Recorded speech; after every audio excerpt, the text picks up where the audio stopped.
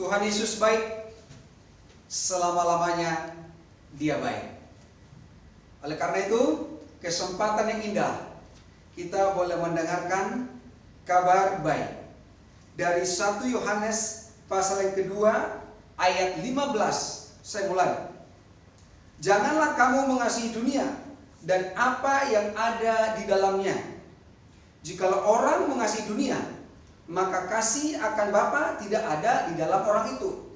Sebab semua yang ada di dalam dunia, yaitu keinginan daging dan keinginan mata, serta gangguan hidup, bukanlah berasal dari Bapa, melainkan dari dunia.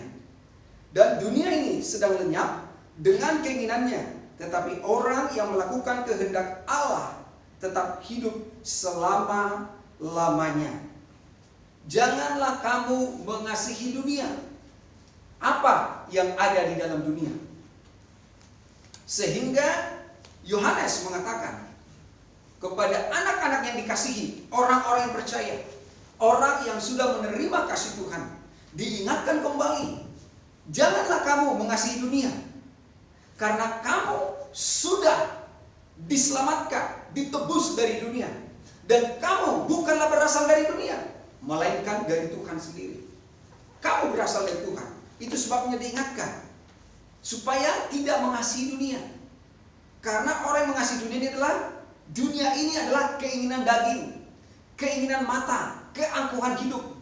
Sekali lagi, keinginan daging, keinginan mata, dan keangkuhan hidup. Orang-orang yang seperti ini adalah orang-orang yang fokus pada dirinya sendiri. Orang-orang seperti ini adalah orang-orang yang tidak memiliki kasih Bapa di dalam hidupnya. Berarti orang ini belum menjadi milik Tuhan, belum menjadi anak-anak Tuhan. Inilah ciri-ciri dunia. Inilah ciri-ciri orang dunia yang belum mengenal kasih Tuhan, selalu memuaskan keinginannya dan berfokus kepada nafsu keinginannya sendiri. Tetapi kita lanjutkan lagi. Orang yang memiliki kasih Bapa. Siapa orang yang memiliki kasih Bapa? Adalah orang yang sudah menerima kasih Tuhan dalam hidupnya. Itu saudara dan saya, orang-orang yang sudah menjadi anak-anak Tuhan, karena kasih kita diselamatkan oleh anugerah Tuhan, sehingga saudara sekarang akan hidup selama-lamanya. Ayat yang ke-18, anak-anakku, waktu ini adalah waktu yang terakhir. Waktu ini adalah waktu yang terakhir. Dan seperti telah kamu dengar, seorang antikristus akan datang. Jadi kita sekarang dalam waktu yang singkat ini membahas tentang antikristus. Antikristus adalah yang melawan Kristus. Seorang antikristus akan datang. Sekarang telah bangkit banyak antikristus. Jadi sudah banyak antikristus yang menyesatkan. Tapi nanti satu pemimpinnya, antikristus. Itulah sebabnya bahwa waktu ini benar-benar waktu yang terakhir. Ayat 19, memang mereka berasal dari antara kita. Ini perhatikan. Antikristus itu berasal dari antara kita. Berasal dari komunitas yang memanggil nama Tuhan Yesus Kristus, yang mungkin sudah terlibat di dalam pekerjaan-pekerjaan agamawi, yang sudah melakukan barangkali banyak hal. Ingatkah saudara? Di dalam Matius pasal yang ke-71, bukan setiap orang berseru kepadaku Tuhan akan kuselamatkan.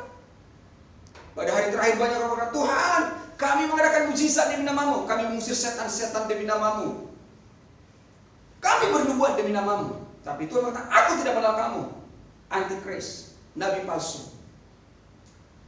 Memang mereka berasal dari antara kita, tetapi mereka tidak sungguh-sungguh termasuk pada kita. Ini dia, dari antara kita, tapi tidak sungguh-sungguh termasuk kepada kita. Sebab jika mereka sungguh-sungguh termasuk pada kita, niscaya mereka tetap bersama-sama dengan kita. Tetapi hal itu terjadi supaya menjadi nyata bahwa tidak semua mereka sungguh-sungguh termasuk kepada kita. Ayat 20, tetapi kamu telah beroleh pengurapan dari Yesus Kristus. Ya, kamu telah memperoleh pengurapan dari yang kudus.